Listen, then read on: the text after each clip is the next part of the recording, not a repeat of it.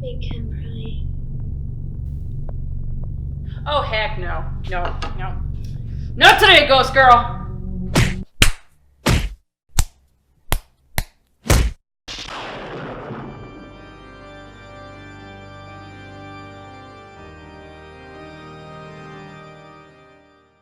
Stanley Kubrick's The Shining is one of the most famous horror films of all time. Not only has it made me soil my pants on numerous occasions, it has influenced countless filmmakers over the years, and has even gained...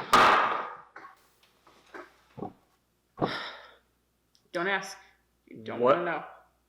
What have you been up to? You don't want to know. No, you're right. I really don't want to know. In fact, I think it's time we find your replacement. I don't suppose they told you anything in Denver about the tragedy we had up here during the winter of 1970? I hired a man named Charles Grady as the winter caretaker. From what I've been told, he seemed like a completely normal individual. But at some point during the winter, he must have suffered some kind of a complete mental breakdown. He ran amok and killed his family with an axe. So, while I fear for my life, sitting next to this woman with a baseball bat, let me go ahead and tell you what movie we're going to be reviewing today. We're going to be talking about The Shining. Like I said in the intro, one of the most famous horror films of all time. It is finally getting a sequel after nearly 40 years, coming out next week, Dr. Sleep. Or as I've mistakenly called it a few times, Doctor Strange. I've done that too. Or for anime fans, Dr. Stone. But yeah, we're here to talk about The Shining. Now, this is a horror film that has been analyzed and reviewed to death, but I think we both have some unique perspectives. I mean, not everyone's opinion is the same, and actually, stick around because I have some possibly controversial viewpoints on this film. But real quick, Kim, what are your thoughts overall on the original Shining? Does it live up to its reputation as one of the most frightening horror films ever made? It definitely does, because, come on, you got Jack Nicholson in it. So, he's... numerous films that he's done, he's brought that creepy vibe and... that manic energy. Yeah, so it's like you know it's going to be one of those films that's like... that's either going to give you chills or... Yeah, there are many times throughout this movie where just looking at like his face just is enough to send shivers down your spine, because he has some of the greatest facial reactions like in this movie. Like whenever he's annoyed by something, he'll just sit there, stare into silence, and just have this look of disgust. Like... and then you're just waiting for like him to like do something, Yeah. Like you're just... yeah, he's... It really makes you cringe, and it just kind of makes you tense up because it feels like this is a guy who could snap at any second. But this film wasn't actually loved by Stephen King, as many of you know. It's very different from the book. For those who have read the book, the movie made numerous changes. Whether or not they were for the better, that's certainly up to you. But in my opinion, this is a film I appreciate more on a technical level than a storytelling level. And I'm talking about the movie here. I'm not talking about the book because, as I said, there are many, many differences between the movie and the book. And Stephen King himself said that the reason he doesn't necessarily like this version is because of the way they portrayed the characters of Jack and Wendy. Because Jack, especially in the book, is a very loving father. Like, he starts off as a good man, but he gradually descends into madness. And when he finally, snaps and attempts to murder his family, it's shocking because we've actually grown to like him throughout the novel. In this version, however, right from the get-go, Jack Nicholson is a complete asshole. Like, even like when he walks into his interview, he just has this shit-eating grin that, he's got that cocky, yeah, he's attitude. He's thinking poorly of everyone in the room, and like even in one of the following scenes where he's driving in the car, like with his family, you can just tell that he does not want to be there. He just feels such contempt for his family. It's like he kind of like you just like you said, but it's like he just like you got that vibe, like he hates his family.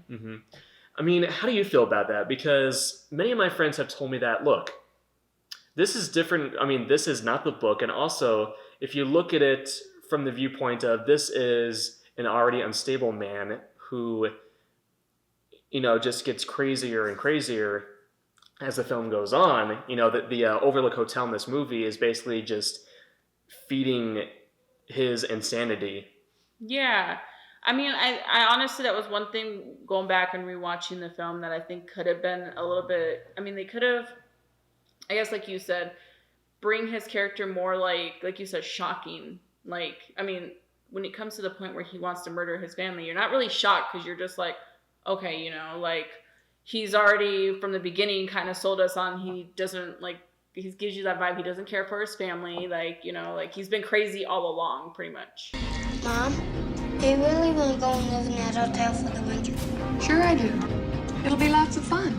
The only thing that can get a bit trying up here during the winter is the tremendous sense of isolation. Is there something bad here?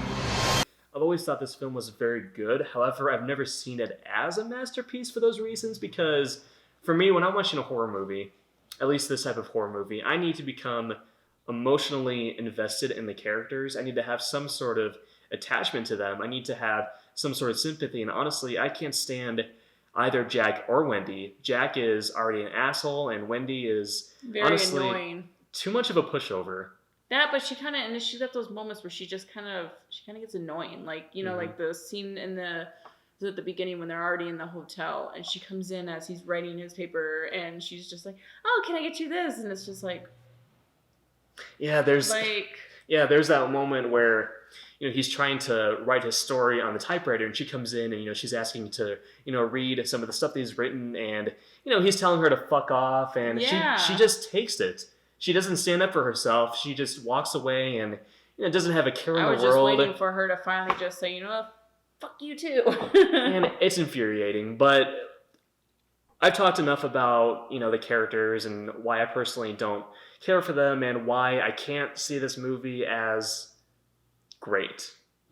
In my eyes, it is very good, but I asked you earlier if that makes you see it in a new light. What do you think? Well, before, I would have to say, honestly, like you said, I can't really see it more of a masterpiece. Mm-hmm. Just because of the fact, I'm the same way when it comes to movies. I have to be attached to the characters in some way. Mm-hmm. I want to cry with them or laugh with them or feel bad for them when something happens to them. But, when he's already sold his character in the beginning to be this jerk, you're just like, okay, well, you know what? Oh, and there's also this moment. I was rewatching this film earlier today, actually. Mm-hmm. When they're first being shown the hotel, they walk down this hallway, and you see these two young girls, walking the other direction. And Jack Nicholson just has this moment where he stops and checks them out. Like, he actually checks out these two young girls as they're walking down the hallway, when his wife is standing right next to him. And it's just like, okay, you're clearly not supposed to like this guy.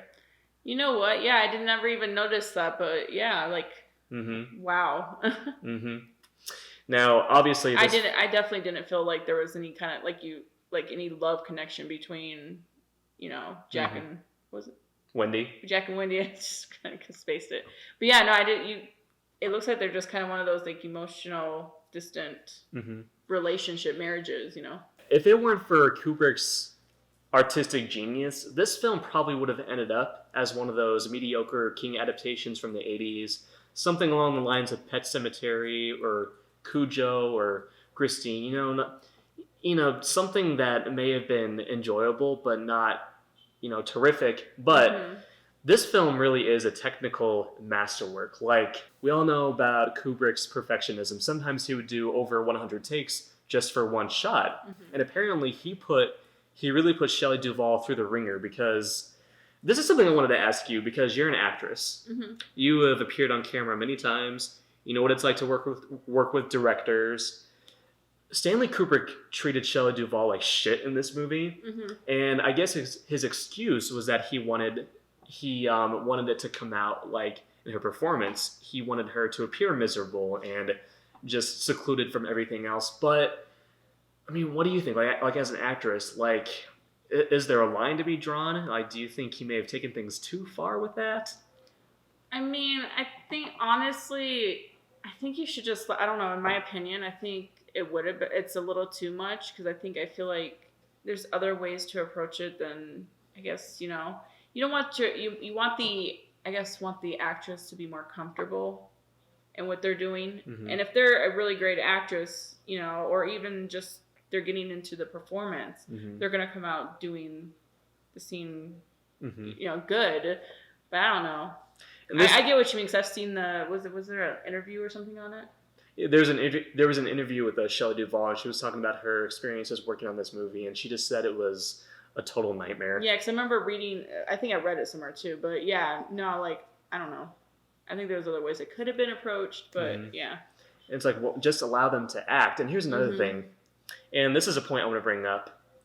I saw a movie earlier this year called Joker, you know, which is a very, you know, dour, just miserable, like depressing movie.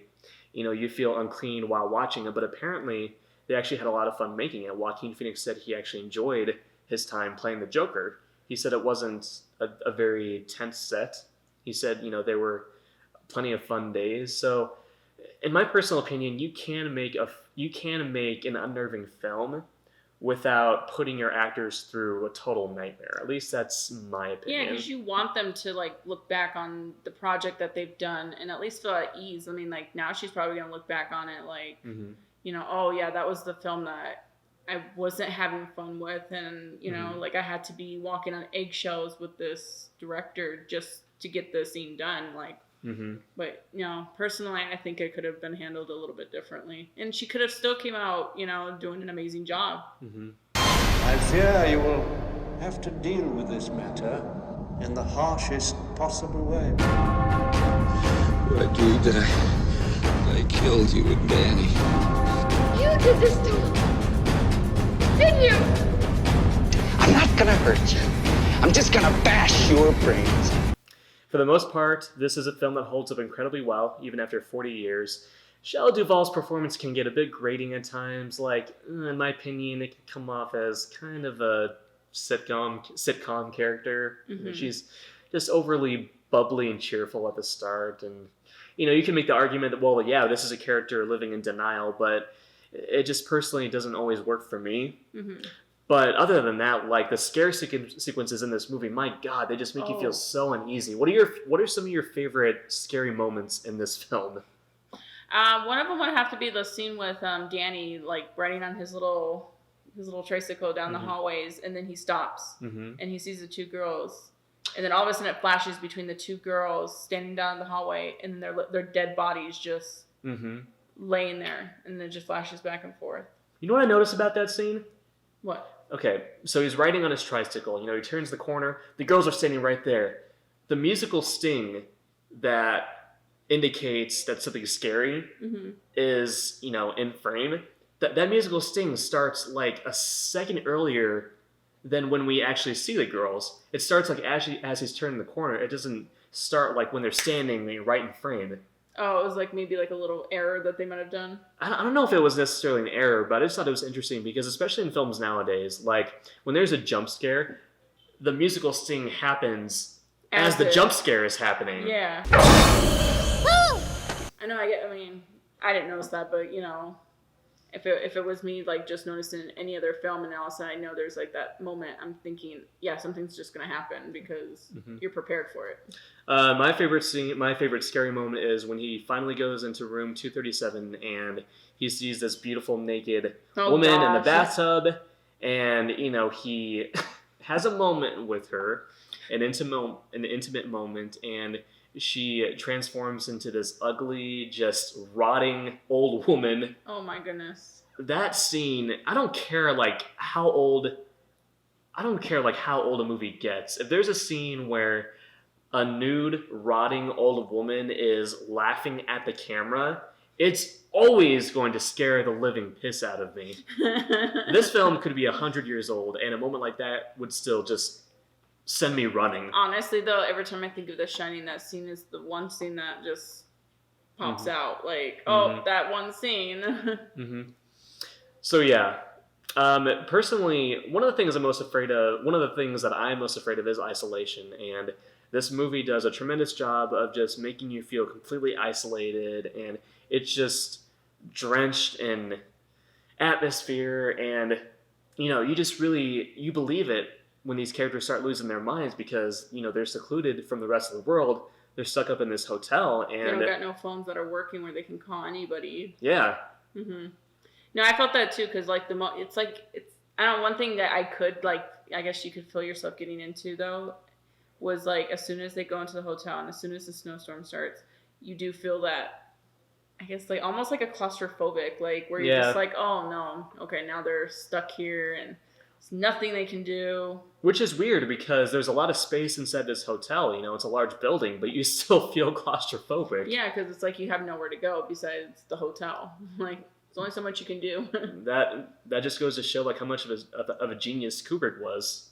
The only question I do have in a scene would have to be that scene with Shelley Duvall and little Danny when they're going through the maze. Like, that maze was a big maze. How did they get out of there?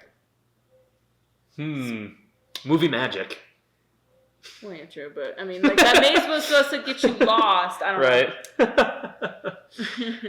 know. Yeah, that's a really good question. Because if you notice, like at the end when Jack goes through there, he doesn't come out. Well, maybe you could see it as the hotel not wanting him to leave. Maybe it's trying to trap him, and it actually wants Wendy and Danny to leave so that it can have Jack all to itself. Maybe. That would make more sense, yeah. Here's Johnny.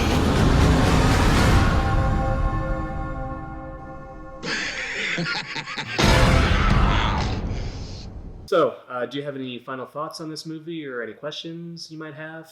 Honestly, there's one other thing I would like to mention. I mean, I really do appreciate for it being an 80s film, like Stanley Kubrick's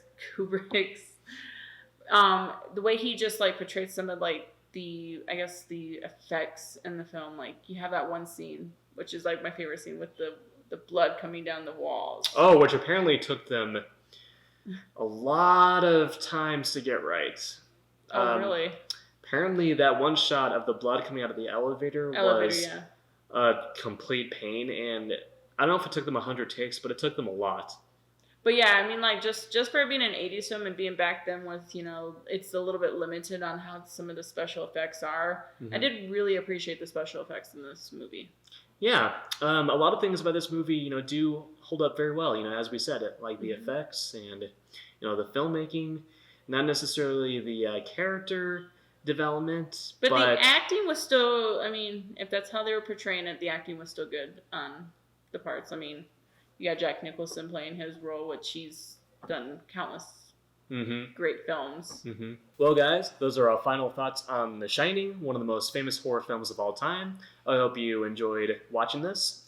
Next week, we're finally getting that long-awaited sequel, Dr. Sleep. I am very excited. Super excited for that one. I love that it's directed by Mike Flanagan because Mike Flanagan is one of my favorite modern horror directors. I haven't watched a Mike Flanagan project that I disliked. I especially liked Haunting of the Hill House. But looking forward to that. Hopefully he doesn't try to mimic Stanley Kubrick too much. Hopefully he does bring his own material to it. But yes, thank you again, guys. If you like this, go and subscribe to our YouTube channel, Round the Clock Frights. We will be giving you more horrific content throughout the month of November. And honestly, Halloween never ends for us. We pretty much celebrate it all year long. I mean, yeah. But thank you again. Have a scary night, boils and ghouls, and shine on. Where's that bat at? Oh, I put it right here. Okay. All right. Just want to keep this on standby in case, in case I'm visited by any ghosts and I have to do some ghost busting.